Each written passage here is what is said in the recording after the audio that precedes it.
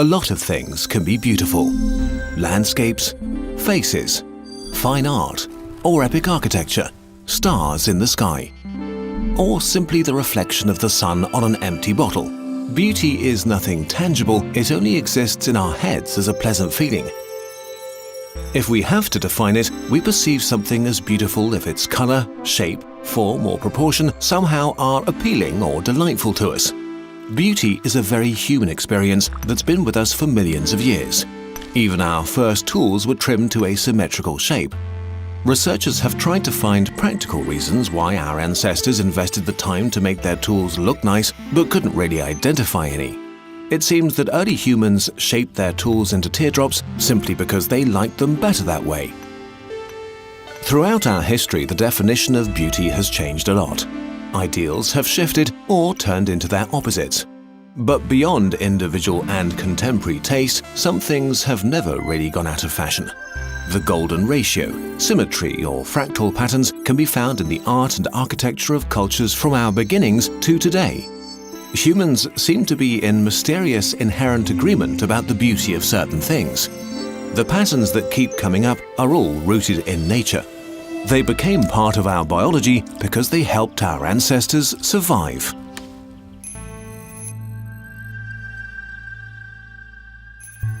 Fractal patterns, for example, occur all over nature, in snail shells, flower heads, waves or clouds. Identifying and assessing these things and phenomena correctly used to be vital. Do those clouds mean rain will come soon? Are these waters safe to swim through? Can I eat this? Another pervasive thing is symmetry. In nature, it means everything is as it should be. Stems and trees and leaves and blossoms all grow symmetrically. A deer with impressive antlers is probably a source of nutritious meat. A deformed wheat ear may not be safe to eat. A symmetrical face is more likely to belong to a healthy and fertile mating partner. Because symmetry is so common in fauna and flora, it's extremely familiar to our brain. It helped our ancestors evaluate their environment more easily and react quickly to danger. Things that help us survive activate the reward center in our brain. Recognizing signals of safety and nutrition trigger nice feelings in us. So our sense of beauty probably evolved from pattern recognition. But it goes way beyond that now. Humans seem to have evolved an instinct for beauty that is deeply hardwired into us. It remains even after other processes in our brain stop working. Alzheimer's patients were asked to rank the beauty of several paintings. Then the experiment was repeated 2 weeks later. The patients had long since forgotten the paintings, but still ranked the beauty of the paintings in the same order. One could argue that this doesn't say much, so what if people stick to their personal preferences? But other research has shown that we have a sort of lowest common denominator when it comes to beauty. In different experiments, people were asked to distinguish real from fake abstract paintings. Some were originals by Mondrian and Pollock that were painted based on strict rules like fractal patterns, while the imitations were not. The majority picked out the original artworks. This worked with paintings from both artists, even though their styles are very different. Another experiment also used abstract artworks, but asked people to pick them out among similar paintings made either by children or animals. Again, the test subjects pointed out the legit paintings whose patterns were carefully planned and not random. So while we have a hard time pinning down what beauty is or what it's based on, we somehow recognize it when we see it.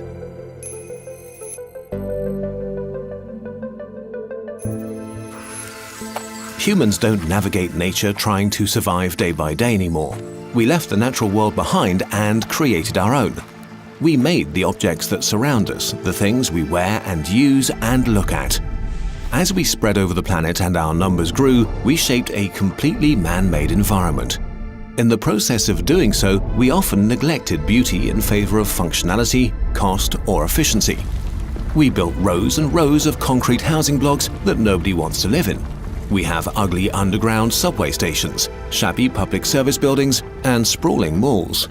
One bland, standardized box beside the next. Humans don't like monotony. Eye tracking software has shown that people keep focusing on details and ornaments of architecture while brushing quickly over blank walls. And not only are they no fun to look at, they actually make us miserable. Experiments with skin sensors showed that looking at vast, dull facades makes us feel bored and uncomfortable. This kind of boredom has been linked to raised heart rates and stress levels. And the opposite seems to be true too. Over the last decades, more and more studies have found that surroundings that are actually aesthetically pleasing to us can improve our well-being, our behavior, cognitive function, and mood. Our bodies and brains react measurably and visibly to everything that surrounds us. Beauty, in particular, has such a strong impact on our well-being that making useful things beautiful can actually make them better. In 2017, a hospital examined recovery factors through observation and interviews with patients and found that visual art in their lounge areas made them more comfortable and happier about their stay in general. Another study looked at how well patients recovered in a hospital that had 2 wards, a very old and rather ugly one and a newly renovated ward. To the researchers' surprise, the patients that stayed in the new renovated environment needed less pain medication and were released on average 2 days earlier than patients recovering in the old ward.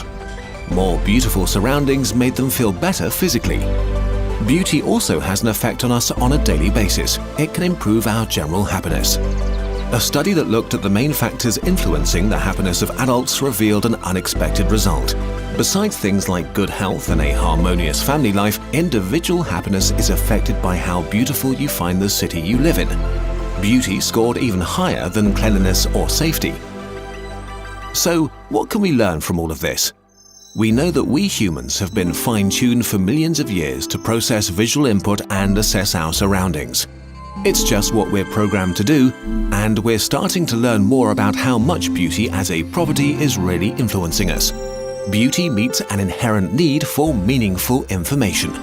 Maybe it would be worth giving it more space in this man-made world we have created. This video was a collaboration with the creative agency Zagmeister and Walsh as a contribution to their upcoming beauty exhibition. The exhibition will be shown at the Mark Vienna from October the 23rd, 2018 until March the 31st, 2019, and the Mark Frankfurt from May the 1st until September the 30th, 2019. If you want to learn more about the impact of beauty and see tons of gorgeous installations and multimedia objects, go check it out.